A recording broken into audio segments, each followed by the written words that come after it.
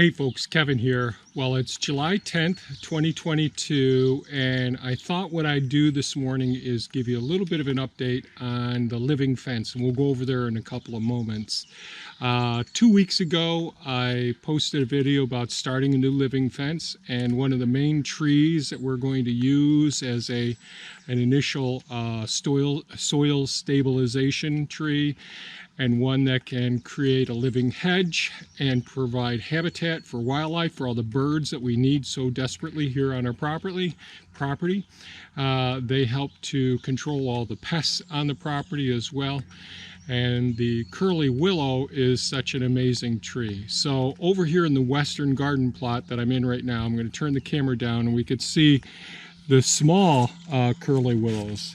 So we took these cuttings at the same time as the ones that we're going to look at in just a couple of moments. So we have a pretty good success rate so far with the curly willows. These are also called corkscrew willows. So we have to give them more times. Like the top of this one is dead, but this will probably start to leaf out in the next week or so. We usually have greater than a 90% success rate with the ones where they are getting moisture regularly. So I thought what I'd do is show you a couple of the curly willows before we go to the living fence area that I've grown from taking big limbs that were, maybe the limb was 3 inches in diameter, 2 inches in diameter, up to 4 inches in diameter. And I just stick them into the soil. Now, the more moisture retention in the soil that you have, and the more solar exposure that the trees actually have, the better the chances. Willows have naturally occurring, high levels of naturally occurring auxins, which are a natural growth hormone. So here we are along one of the living fences here that I've been working on for a couple of years. But last year I stuck a couple of, so these are all the elderberry plants right here on this living fence. These are all new shoots of elderberry plants. But in amongst these, back here, we'll just dig in here.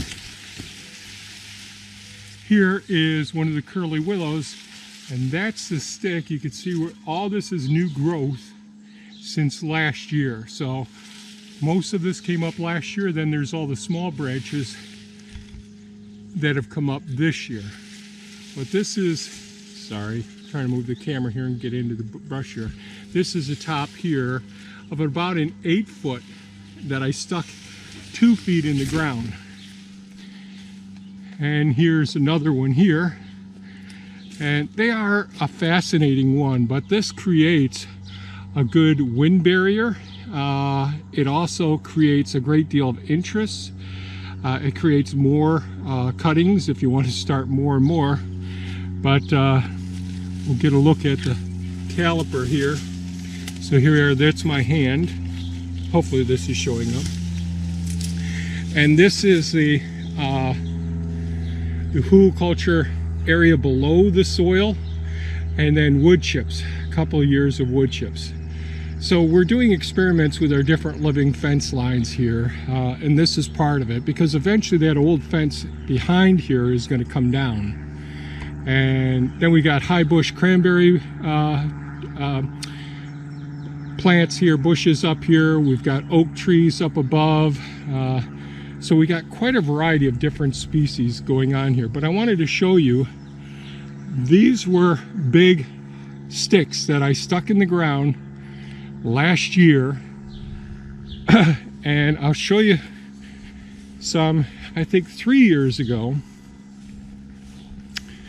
a big limb that I stuck in the ground from the curly willow. So this willows, basically, even in the summertime, as long as there's some moisture in the soil, you have a fair chance of these guys surviving and growing. Willows are really great at soil stabilization. They really can stabilize the soil, preventing soil erosion. They create great habitat for the birds. they create pretty darn good shade depending on how you prune them. And I'll show you around pond 5 here, which is one that we've had. It was a real leaky pond. Right now there's lots of duckweed on the surface of the pond, which really helps with decreasing the rate of evaporation. So in the last 2 weeks we've had 7/10 of an inch of rain. So it hasn't been very much. So the irrigated curly willows that you've seen up there do pretty well. Now if you're in a high wind zone, so here we are, this is our other living fence here, the black locust trees all along in this section here. And then we sort of have another living fence going right up against where the pond 5 is, to help and reduce all of these layers, help to reduce the amount of evaporation from this pond, because this is the western side of the property and this is a high wind area as well. So when we first put these in several years ago, we took the cuttings and just stuck them in the ground here next to the pond, and they took off like bushes. So you can see this is the way that some of them will just take off and get new shoots. As one gets damaged, they'll move. I don't like this system for a high wind zone area, and the reason is because each one of these major limbs, as they reach up higher in the sky, the wind catches them and it forces all of these lower limbs down here to move back and forth. I'm hoping that the lighting is okay. But about 5 years ago, I took some big sticks that I took off of those ones and decided I'm going to do them as single trunks. So this, I just keep pruning each year. And this is the one curly willow here, and this is about 5 years old. And there's a couple of them here. And I'll show you one of the sticks that I stuck in the ground. If you search back in our old videos, when I tried doing curly willow living fences into the woods, I took one of the main limbs and I stuck it in the ground here by pond 5, and this is it. And I featured this tree in a few different videos. Now I took a lot of cuttings from this and started the living fence. So we'll walk over now and take a look at the living fence, see where we're at this point. So it's been 2 weeks.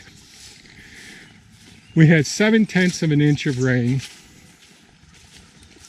0.71 inches, and it was much needed.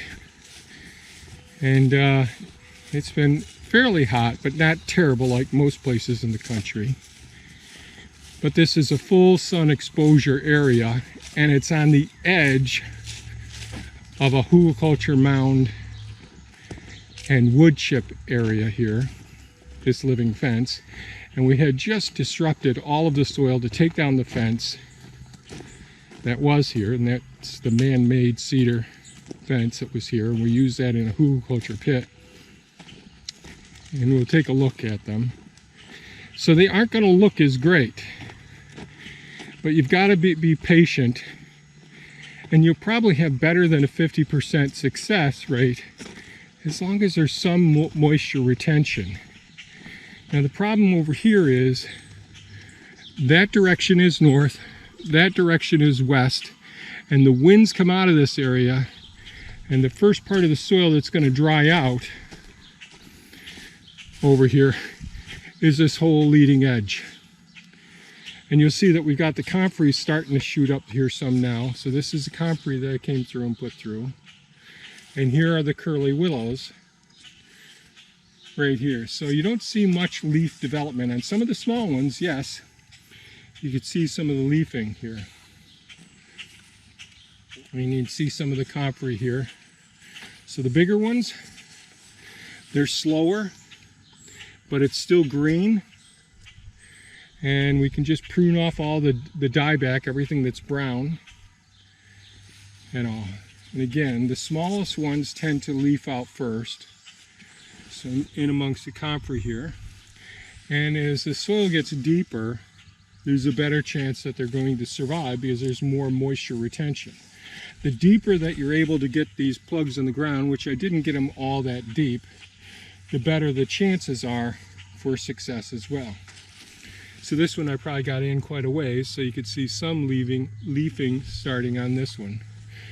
But as we get down here into the higher mound along this part of the area, there's more moisture being retained in the soil that's here. So you can see the leafing out is doing okay. And these are also quite interesting. Many people just love the looks of them. This comfrey will really develop over time and shade out the weeds. They help to stabilize the soil as well. But all of these willows will develop a massive root system that will ultimately do quite well. So this is 2 weeks after sticking these hardwood cuttings in the summer into the soil. And so a couple of these are definitely not going to make it here, these real browned out ones. And if it looks like we're going to get some rain, I can always do some more cuttings and stick those into the ground as well. So far, I'm pretty happy with how things are looking here. The elderberries are up above, all the elderberry bushes, but there'll be multiple layers in here, and we'll try to stabilize the soil as much as possible by selecting the right plants and try to retain as much moisture. And that's one of the reasons for the comfrey here, because we're going to have all those high winds, and we're in a really windy zone here. We're just really fortunate. Well, you could see, look at the trees. I'm going to have to straighten them up. I don't know if you can appreciate them in this video, but these trees are just bent right over again. And it's because of these high winds that we get out of the northwest here. And I actually had to prune off this maple because it was laying right over. So this maple I ended up pruning right off. And so far I'm pretty happy with how these cuttings are doing. You got to be patient. But I do have a theory that by having the willows, all of the benefits, certainly we can stabilize the soil. They're a good pioneer species to help and enrich the soil, putting more biomass, more carbon, and more nutrients into the soil. They create a great living fence. Many people use willows to create decorative fences. This is just going to be a really functional fence, creating tremendous habitat for the birds and other critters as well. And by having this extensive root system that will be along the fence line on a heavily sloped area, it'll help to stabilize the soil as well, so that we can prevent the soil that we're building up there from working its way down.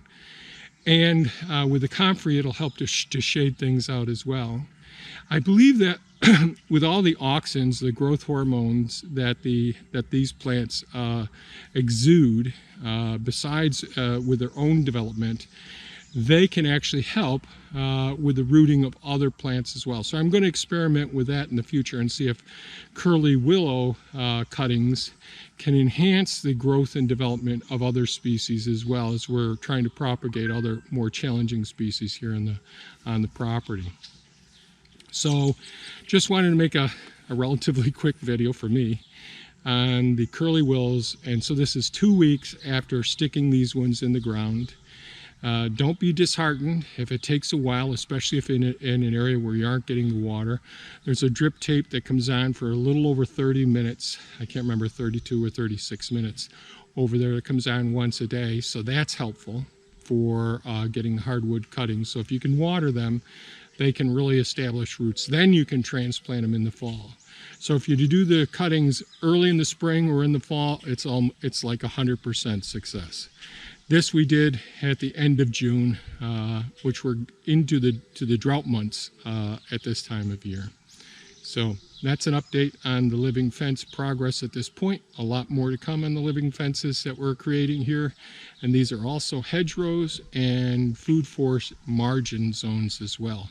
So we'll go over more of that in the future. So if you have any comments or questions, please leave them below. By all means, folks, take good care of yourselves. Give us a thumbs up if you think this was of value, and certainly have a super fantastic and safe day. Bye-bye now.